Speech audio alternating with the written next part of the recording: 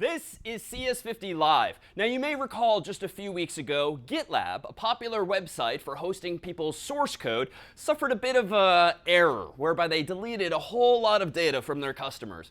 And it turns out just a few weeks later, did another company, DigitalOcean, this one a cloud hosting provider, whereby you can host your websites on them in the cloud, also made a bit of a mistake. Indeed, they reported this. On April 5th, 2017, we began to receive alerts that our public services were not functioning.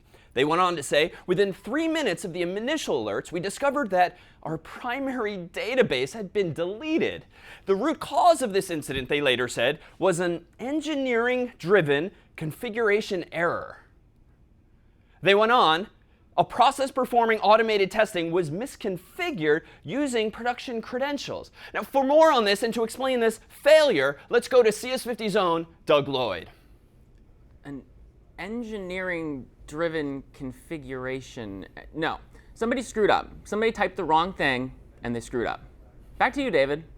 If you'd like to dive in deeper to this particular error, head to this URL here. Now, speaking of failures, also in the news of late was CloudFlare, this time a cloud-based company that provides content delivery network services, or CDN services. It turns out that this company, which many other websites use in order to serve up their data, static data in particular, HTML and the like, had a bit of a bug whereby they were accidentally leaking some customers' data in other customers' websites. In particular, in some cases, which to be fair were rare, but common enough that researchers at Google and beyond saw this, if certain web pages had HTML like this, where the tag was not fully closed as they are at write, what would happen is the so-called buffer overflow, whereby data actually leaked out of their servers to the wrong customers. So for instance, if a customer was very deliberately pulling up this music website here, they might actually see maybe later in the website or somewhere else in its source code text,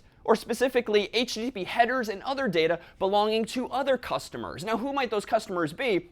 Well, if I'm visiting this music-based website, I might actually be seeing data from other customers who have accounts on Uber or OkCupid or Fitbit or others, which is to say, even if I don't have an OkCupid account or Fitbit or an Uber account, I might be seeing someone else's data who actually does. So suffice it to say, this is bad, but its origins could be traced to a very specific line of code. In fact, in C, on the servers that Cloudflare were running, were these lines here. And notice the check of 2 pointers, P and PE, for equality. The result of which was this. Because of that overflow error, it's possible that PE could sometimes be smaller than P. And so simply by checking only for equals equals was the problem ultimately resulting. And so had the check been done using greater than or equals to, instead of just equal to, jumping over the buffer end would have been caught. A simple fix and a relatively simple problem with massive implications for customers' privacy.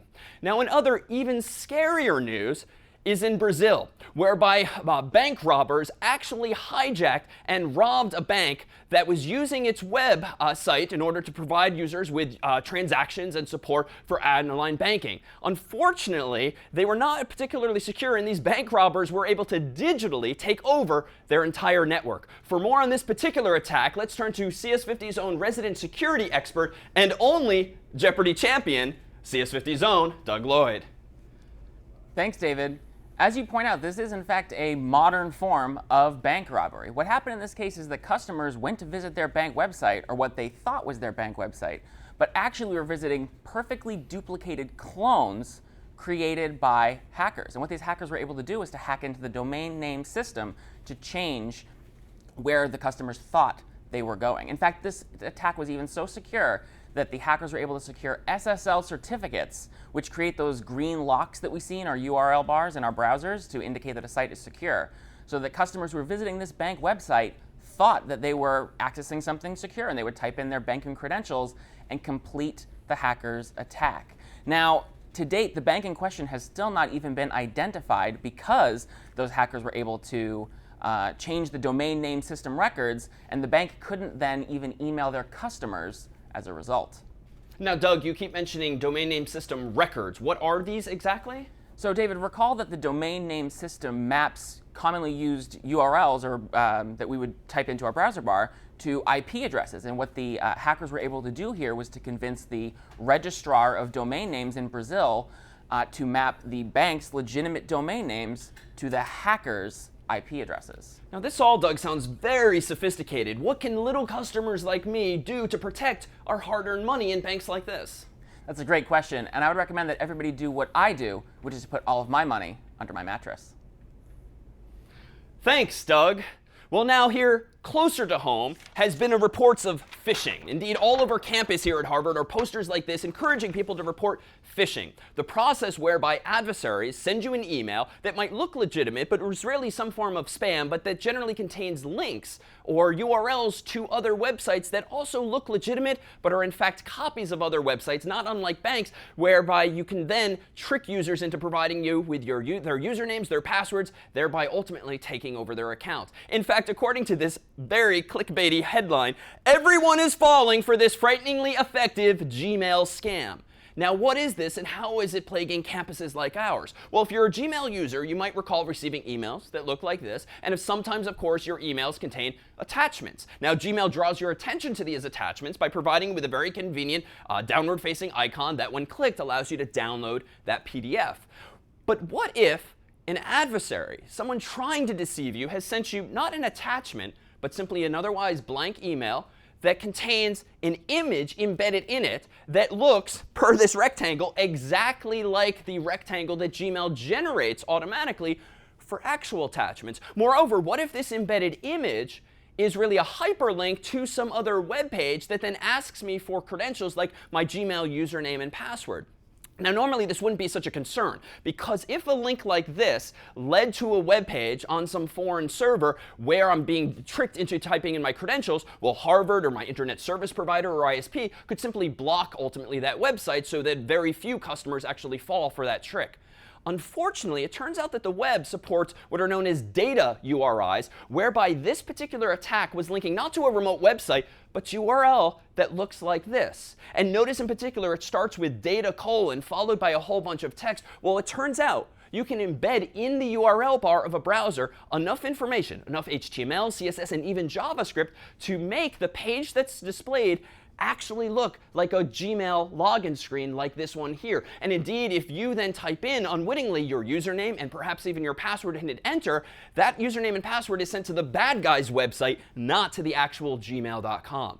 Now, how does this work, and how do these URIs actually function? Well, here's an example of an actual data URI, and among the compelling uses of these things is to embed images and other assets inside of web pages without having to link to secondary files that then have to be loaded, typically a bit more slowly. Notice that it too begins with data : specifying this is a data URI or URL. Then it specifies what the type of the file is that follows. In this case, it's an image of type BMP or bitmap. And then it specifies how it's encoded, which in this case is not binary, not decimal, not even hexadecimal, but base 64, which is a base system that uses letters, both capital and lowercase, as well as numbers, as well as a couple of other characters to represent as text what might otherwise just be zeros and ones, or binary. Now, the characters that follow, while they look like purely alphabetical and syntactic characters, are actually the base 64 encoding of an image, this image here.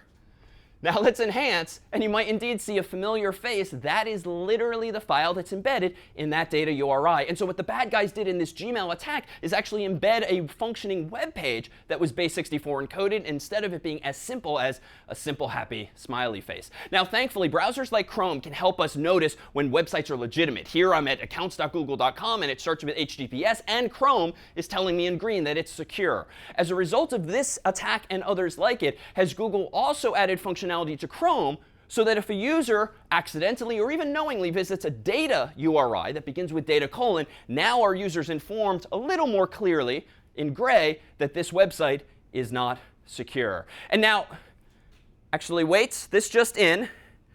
I'm hearing from CS50's own Doug Lloyd that there's actually a hacking attack in progress. For more on this, let's go to our live feed of the hack in progress.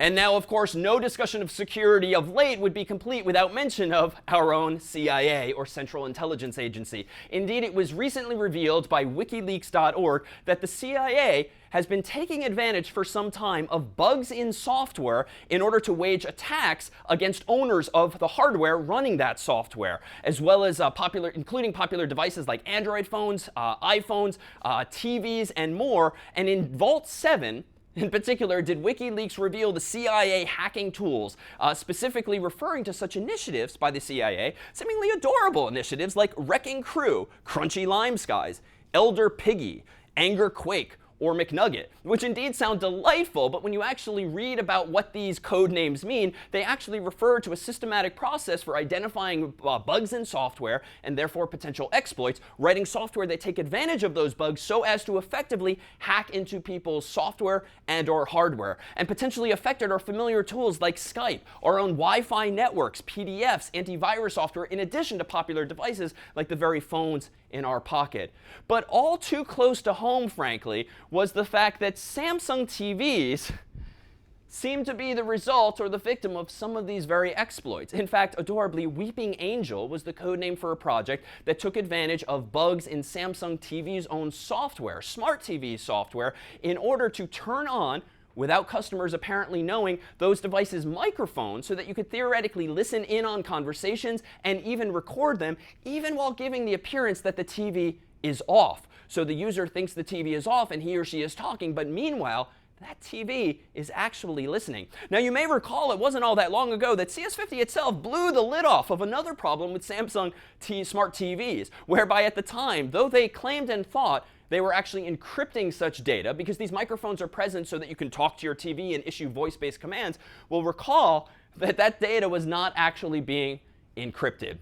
Now, what is a smart TV in the first place? Well, at the end of the day, our TVs are no longer just televisions. They're actually full-fledged computers with hardware and software within. And indeed, if you have such a smart TV, whether it's Samsung or something else, you may very well have icons like these on your TV, much like a tablet or phone. And that's because you can install software on TVs today. But if you can install software, you can surely install accidentally buggy software or unknowingly exploitive software that's actually doing something it's not supposed to do. But even scarier is when our hardware has things like these things here, cameras and microphones that are supposed to be used for good and not evil. As this man here is talking to his TV and using Skype by talking into his remote control, that in fact is meant to be a feature. But when these things can be turned on without our control, and when they can be turned on even when we think they're off, therein lies the threat and the scare. Now, how do you know if you are among those that were affected? And indeed, if you are suspicious that the CIA is spying on you, how can you confirm as much? Well, if your Samsung TV was manufactured in 2011 or 2012, this particular attack is germane. However, to be fair, the attack requires that the CIA tiptoe into your home, presumably, plug in a USB stick with the software in order to take advantage of this bug. But if that too is a threat, consider that the software your smart TV must be running for this attack to work is either version 1011, 1012, or 1016, and there have been newer versions since. But the biggest help, perhaps, is if when you think your TV is off, you actually still see a blue LED light on in the back, it might actually be listening, and God forbid, watching you. For more on this particular attack and others, you can take a look at this URL here. That's it for CS50 Live. Thank you so much to CS50 Zone, Ian and Andrew, Marinda, Ramon, Scully, Dan, Arturo, Christian, and of course, CS50 Zone, Doug Lloyd. This was CS50.